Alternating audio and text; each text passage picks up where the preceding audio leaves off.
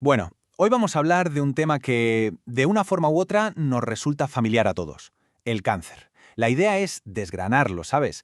Ir desde lo más pequeño, su origen en una simple célula, hasta entender el impacto tan enorme que tiene en la vida de una persona. Y para no perdernos, vamos a seguir un camino bastante claro. Primero, ¿qué pasa a nivel biológico? ¿Por qué las células se rebelan? Después, ¿cómo nos avisa el cuerpo? Esas señales de alarma. Luego, claro, la parte de la prevención y el tratamiento. Y para terminar, algo que a veces se olvida, la batalla que se juega en la cabeza, en la mente. Venga, pues vamos a ello. Empezamos por la raíz, por el origen de todo. Para entender de verdad qué es el cáncer, hay que ponerse, digamos, unas gafas de microscopio y ver qué está pasando ahí dentro, en ese momento en el que nuestras propias células deciden rebelarse. Exacto. Esta es la pregunta clave. ¿Qué ocurre cuando las piezas más básicas de nuestro cuerpo, las que se supone que deben funcionar a la perfección, de repente fallan? Es el punto de partida para todo. Y aquí está la clave de todo. Ojo, una célula cancerosa no es un bicho que viene de fuera, no es un virus o una bacteria, no. Es una célula nuestra, del propio cuerpo, que de repente se vuelve loca. Es como si el interruptor de multiplicarse se quedara atascado en encendido y empezara a crecer sin control, sin seguir ninguna regla. Claro, todo ese crecimiento desordenado acaba formando una masa, lo que técnicamente se llama una neoplasia. Y aquí viene la gran diferencia. Puede ser benigna, es decir, un bulto que se queda ahí y no pone en riesgo la vida, o puede ser maligna, y ahí es cuando hablamos de un problema serio. Vale, ya sabemos que es a nivel celular. Ahora la pregunta es, ¿por qué pasa esto? ¿Qué es lo que aprieta ese botón de descontrol? Vamos a ver qué desencadena esa rebelión y, muy importante, cómo nuestro cuerpo intenta, darnos la voz de alarma. Pues mira, básicamente hay dos grandes grupos de factores. Por un lado, los que llevamos dentro, en nuestros genes, la herencia familiar, lo que se llama factores endógenos. Y por otro, todo lo que nos rodea, lo exógeno, desde el tabaco, que es el ejemplo más claro, hasta otros agentes ambientales. Y la verdad es que muchas veces es una mezcla de las dos cosas. Y aquí nos topamos con el gran problema, que esta frase resume a la perfección. La mayoría de los tumores, al principio, no dan la cara, crecen en silencio.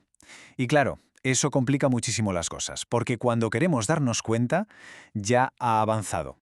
Pero aunque sean silenciosos, no son invisibles. El cuerpo tarde o temprano da señales. Hay tres alarmas clave a las que hay que prestar atención. La primera es lo que se llama efecto masa. Es simple. El tumor crece, ocupa un espacio y empieza a apretar lo que tiene alrededor.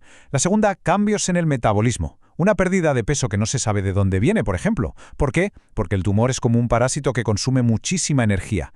Y la tercera, la liberación de hormonas. A veces, las células del tumor fabrican sustancias que descontrolan todo el sistema hormonal del cuerpo. Bien, ya sabemos qué es, por qué aparece y cómo se manifiesta. La pregunta del millón ahora es, ¿y qué hacemos? ¿Cómo se lucha contra esto? Pues vamos a centrarnos en el contraataque, que tiene dos frentes muy claros: prevenir y, si no queda otra, tratar. Una vez que hay un diagnóstico, la medicina tiene un arsenal con tres armas principales. Por un lado, la quimioterapia, por otro, la radioterapia y por último, la cirugía, la operación. Lo normal es que no se use solo una, sino una combinación de ellas. Todo depende, claro está, del tipo de cáncer, de dónde esté y de lo avanzado que se encuentre. Pero, un momento. Antes de llegar a los tratamientos está lo más importante: la prevención. Y aquí hay que pensar en dos niveles. La prevención primaria es, básicamente, intentar que no aparezca. ¿Cómo? Pues actuando sobre los factores de riesgo: la dieta, el ejercicio, no fumar, todo eso. Y luego está la prevención secundaria, que es, vale, no he podido evitarlo, pero vamos a pillarlo lo antes posible.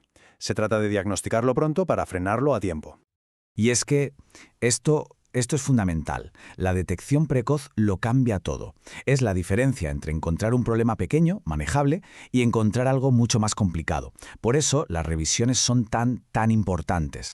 Y aquí lo vemos con ejemplos muy claros. Para algunos de los cánceres más comunes, existen medidas de prevención secundaria muy concretas. Fijaos, para el de mama, la autoexploración, las revisiones, las mamografías. Para el de cuello de útero, la vacuna del VPH y las citologías. O para el de colon, recto y próstata, pues el tacto rectal, las colonoscopias. Son acciones que de verdad pueden pillar la enfermedad en sus primerísimas etapas, cuando todo es más fácil. Hasta ahora hemos hablado del cuerpo, de células, de tratamientos.